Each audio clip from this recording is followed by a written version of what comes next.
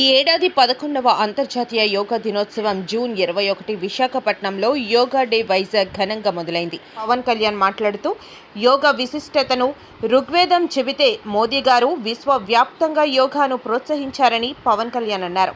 International yoga day భారతావనికి దక్కిన గొప్ప గౌరవంగా పేర్కొన్న పవన్ యోగాను అందించిన ఆది యోగి పతంజలికి నమస్కారాలు తెలియజేశారు.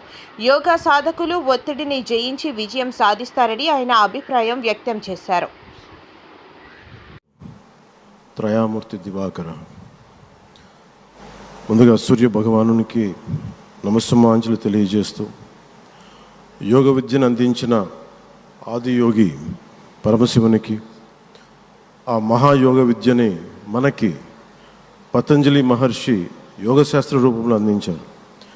వారిరువురి పాదపద్మములకు నమస్కారాలు.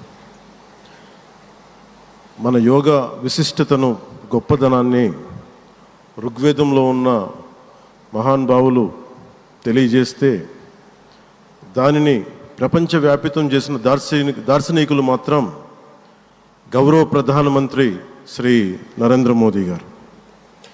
భారతీయ సనాతన ధర్మం తాలూకు విశిష్టతను యోగా ద్వారా విశ్వవ్యాపితం చేసిన ఘనత ఆయన సొంతం. యోగా సాధకులు ఎంతటి దృఢచిత్తాన్ని కలిగి ఉంటారు, ఒత్తిడి జయించి సంకల్ప సాధకులుగా ఎలా నిలబడతారన్న దానికి కూడా మన గౌరవ ప్రధాని శ్రీ మోదీజీ గారు నిలువెత్తు ఉదాహరణ. ప్రపంచ యోగా దినోత్సవం యావత్ భారతవానికి, భారతీయులకి దక్కిన గౌరవం. సరిగ్గా ఒక 2014లో అప్పుడే ఐక్యరాజ్య సమితిలో గౌరవ ప్రధానమంత్రి మోదీ గారు ప్రవేశపెట్టినప్పుడు దాదాపు 177 దేశాలు ఈ రెజల్యూషన్కి మద్దతు పలికినాయి. ఇంతమంది మద్దతుని కూడగట్టగలిగి ఈ రోజున మనకి 2015 నుంచి యోగా దినోత్సవం ప్రారంభమైంది.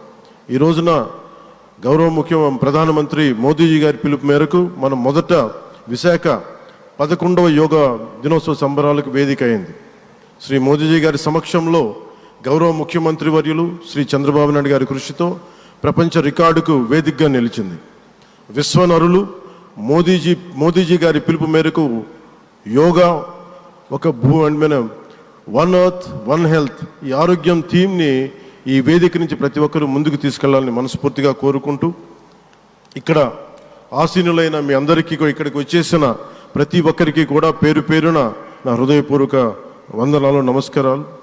అలాగే గౌరవనీయులైన గవర్నర్ గారి శ్రీ అబ్దుల్ నజీర్ జీ గారికి, గౌరవ ముఖ్యమంత్రి శ్రీ నారా చంద్రబాబు నాయుడు గారికి, civil aviation minister Kinjarapu Rammohan Naidu గారికి, అలాగే మనకి ఆయుష్ మినిస్టర్ ఆఫ్ స్టేట్ ఇండిపెండెంట్